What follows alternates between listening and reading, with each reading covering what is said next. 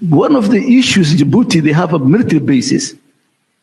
Why Djibouti, they sign an agreement with France? They escape from Ethiopia so that at least they are going to protect themselves. That's a fact. Let me go back to the issue of the access to the sea. My colleague here, in fact, he was just, always, saying, Ethiopia, they want access to the sea. Let me clarify the issue. In honest manner, in academic manner, in Africa, there's a 16 landlocked country in Africa. Among them is Ethiopia. No one is not denying Ethiopia to access the sea for commercial purpose.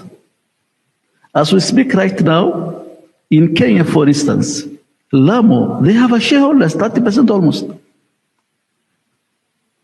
In early 1990s, when Eritrea gained independence from Ethiopia,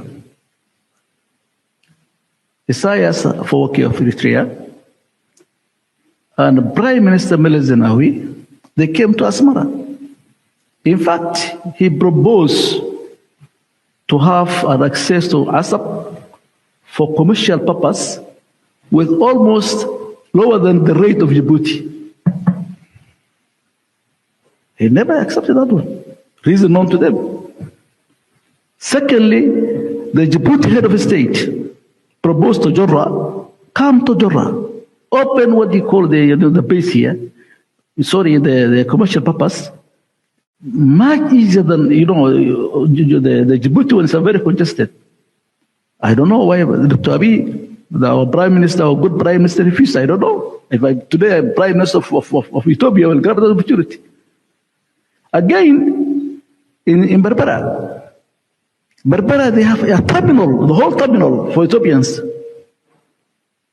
No one cannot refuse them. In Mogadishu, in Kismayo, all the way to Kenya, no one is not refusing to access Ethiopia to the sea. But the question is, what kind of access are they want? What kind of access they are advocating for? That's a question I'm going to ask my colleagues from Ethiopia. They want a military base, basically. They want a military base, they want to control, they want to annex, at least, to have some, autonomy not autonomy, to have it. That, I can tell you, will undermine the stability and the peaceful coexistence of the region. That you can take it to the bank. When we are discussing academically, not political, honestly speaking. I'm not a politician. But that will undermine the stability and coexistence of the Horn of Africa region. So my brothers, welcome to the sea. Welcome to the sea for commercial purpose, not for military purpose. Okay, I rest my case. Thank you very much, Professor. Okay, thank you, Prof. Actually, our time is up, but we can take one question. Maybe you can mix it. Yes. Okay, thank you very much. I have a comment on one of the issues, and the other is a question. Professor Abdul Wahab, I know from the experience that the smartest politician is the one who says, I'm not politician. First, on the issue of access to the sea, Ethiopia has had historical claim. Even the Habash Eyalet, even historically, the coastal area which Ottoman Turkish rule reached was called Habash Eyalet, that is related to Ethiopia. Even it shows how we were in the coast. It was rather, the professor said that colonialism or other actors, foreign actors, were involved in destabilizing Somalia. But I can say that Ethiopia's loss of access to the sea was a colonial project itself. It's not Ethiopia's demand to access to the sea that is a colonial. Ethiopia lost for the first time because of Italian invasion of part of Ethiopia, which is called now Eritrea. And also, yes, in 1991, because of our fault, our leaders mistakenly recognized Eritrea despite Ethiopians' opposition to lose Eritrea and Assab and Massawa, which is historically can be proven. Therefore, we are to ask for our historical right to access to the sea, not for the purpose of trade. It should be seen. The Japanese, the Americans, everyone is coming to establish its own navy on the Horn of Africa, but Ethiopia is denied to have this access right, this presence of military army base in the Horn of Africa. It cannot, the sustainability is almost zero. Therefore, with these all 130 million people, we cannot stay away from Red Sea. This should be clear. And that is what we want. We don't want any aggression. We want our friends to understand that. We want our neighbors to understand that. But denying Ethiopia's access to the sea on the basis of historical claims is something unfair. This is what I have to comment on.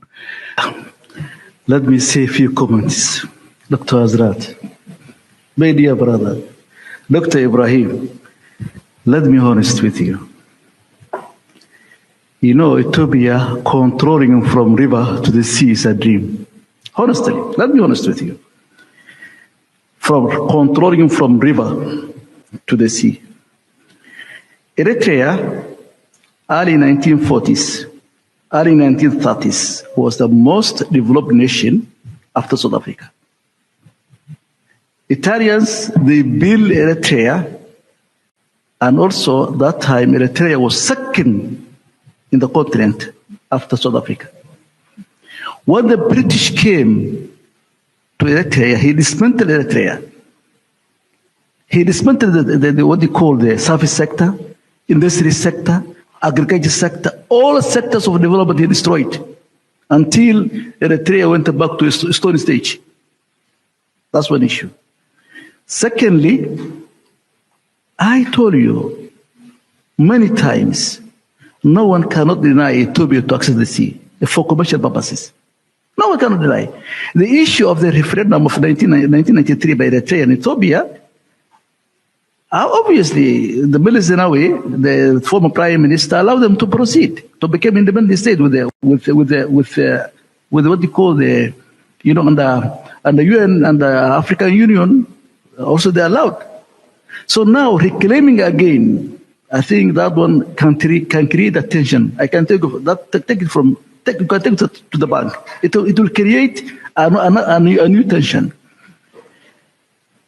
120 million Ethiopians, they have a right to access the sea, I'll tell you. No one can deny that one. But comparing Djibouti has a lot of military bases. Also, we have a military base there. That's a lame excuse. One of the issues Djibouti, they have a military bases. Why Djibouti, they sign an agreement with France. They escape from Ethiopia so that at least they are going to protect themselves. That's a fact. And again, for commercial purpose, they attracted the US, China, Japan, just 12 nations, at least to generate some income. That's for commercial purpose. The issue of Ethiopia has a right to access the sea in peaceful manner. We're tired about war. We want a peace.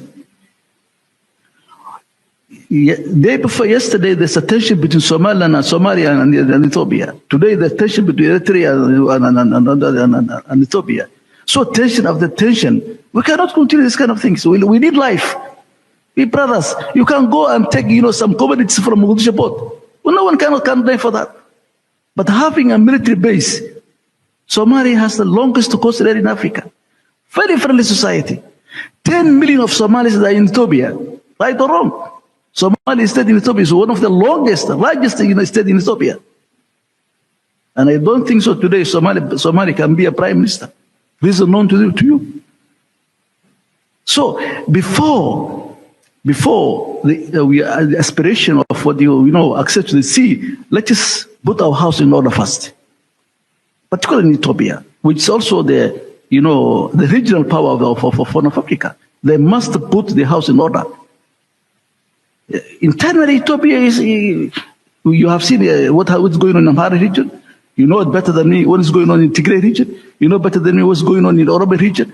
Put your house in order before anything else. Because we're tired of we're tired of tensions. We are brothers, we love you so much. Please stop this kind of rhetoric things. That will not, it will undermine the stability of the region. Can we conclude? You can continue. Thank you so much. I think